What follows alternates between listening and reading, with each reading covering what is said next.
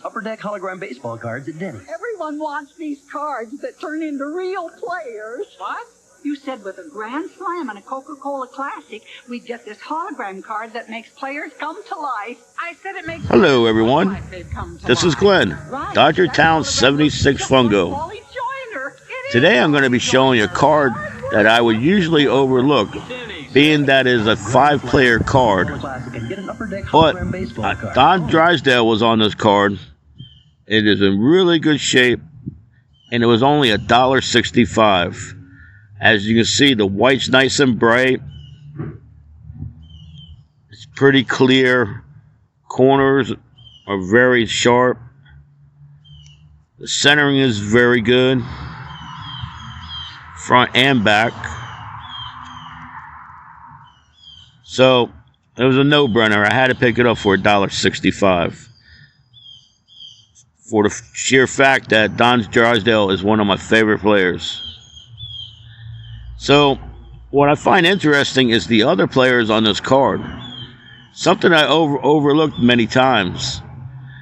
And it led me to do some research of these pitchers. And let me tell you, they were fantastic. They had great numbers and very interesting stories. So I'm going to share a little bit of that with you today. First, we're going to start off with Bob Friend.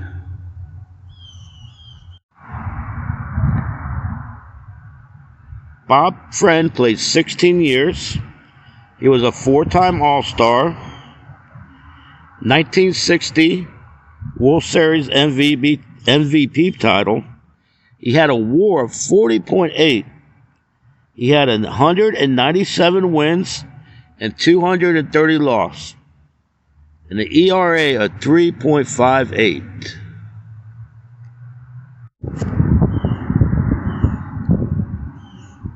Bob Friend was one of baseball's more consistent starting pitchers during his era and a workhorse for the 1960s Pittsburgh Pirates. That year, the right-hander led the team in games started and innings pitched, while posting 18-12 record and a 3.0 earned run average, and a major comeback from a disappointing 1959 campaign. Durable at 6 foot and 190 pounds, Friend, nicknamed the Warrior, never spent a day on a disabled list in his 16-year career, in which he mostly pitched for the Pirates.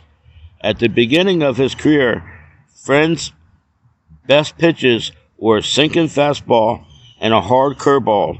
Later on, he would add a slider to his repertoire. He had usually good control. Quote, "I had real good sinker that carried me through most of my prime of my career," Friend said in an interview. Quote, "I also had a hard curve and a fair off-speed pitch, but it was the sinker more than anything else." A winner of 197 Major League games, Friend held Pirates records for career innings pitched and strikeouts from 1951 to 1965. He averaged 232 games pitched and 13 victories for some very lackluster Pirates teams.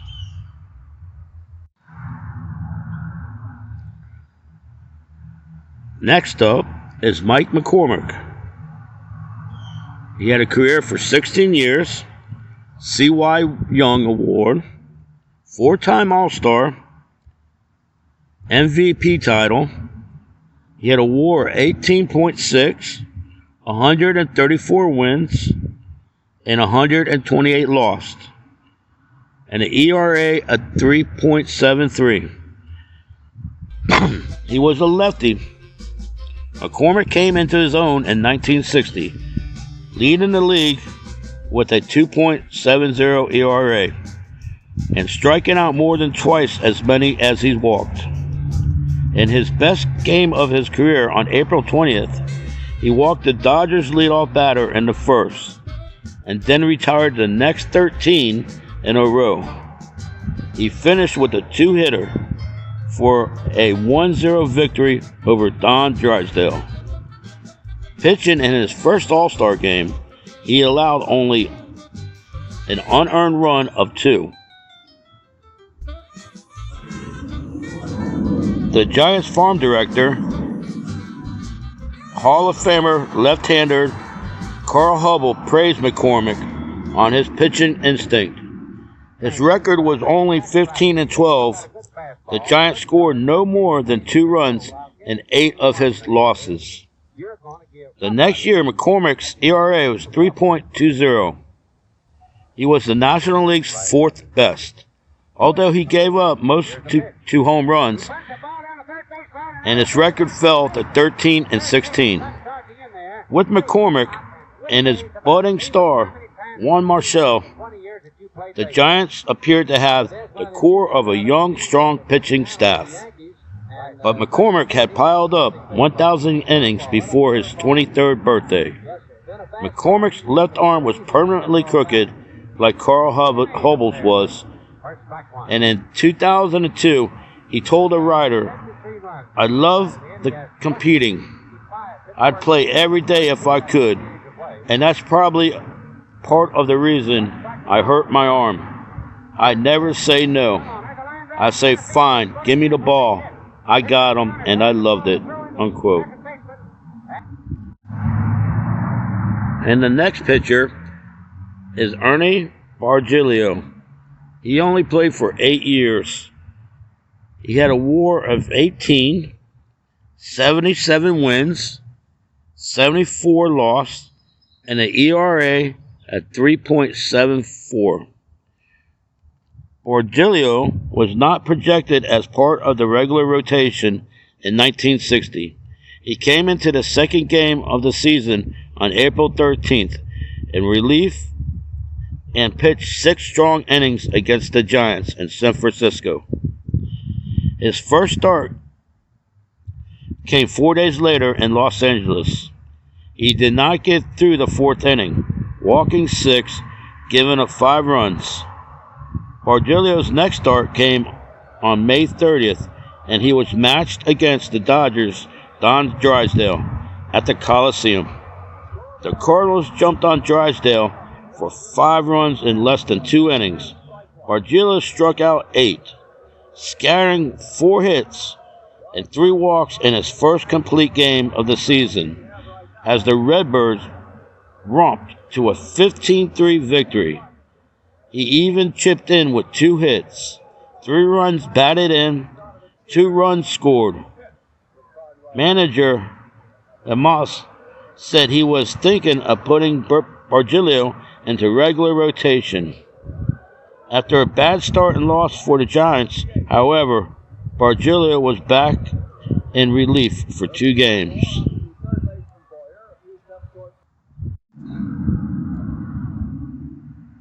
And our next pitcher, LA Dodgers Stan Williams, 2-time All-Star, 1959 World Series, a WAR of 22.2, 109 wins, 94 loss, and an ERA of 3.48.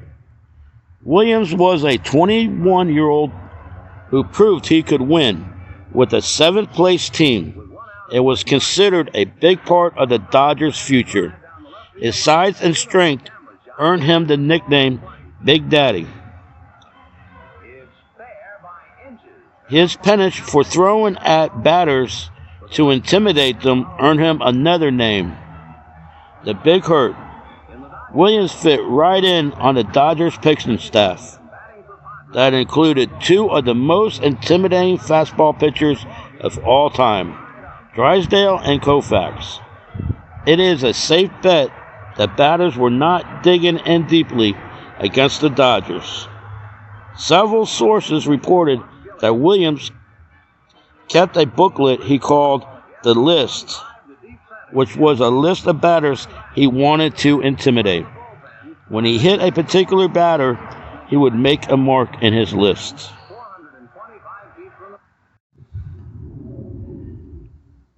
And our last pitcher on the card is none other than Don Drysdale, Hall of Famer, C.Y. Young Award winner, 9-time All-Star, 3 times World Series, Major League Player of the Year. Quote, he hit me more than anyone else. He kept me going like a rocking chair. That night, I always felt like I had been wrestling a bear. I was so tired when I left the ballpark, but I respected him for the way he went about his job, unquote. Frank Robinson. Quote, I know Don Drysdale is trying to hit me. He'll even come to the batting cage and say, what do you want it today, big boy? Unquote. Mickey Mantle. In 1959, Drysdale led the team in wins with 17 and the league in strikeouts with 242. He also led the league in hit batsmen with 18. He made the first of 9 All-Star Game appearances on July 7th at Pittsburgh's Forbes Field. He got the starting assignment for the National League and pitched 3 hitless innings. There were 2 All-Star games that season. Drysdale also started the second one on August 3rd and took the loss, giving up 3 runs in 3 innings. The Dodgers finished strong in 1959, coming from a 3rd place on September 14th. To overtake the Braves and the Giants for the pennant. They won 9 of 11 down the stretch. Their opponent in the World Series was the Chicago White Sox, a team built on pitching, defense, and speed. The White Sox drubbed LA in the opener 11-0 behind early win, but the Dodgers came back for the win the next 4 of 5, with Drysdale picking up a 3-1 victory in 3 games.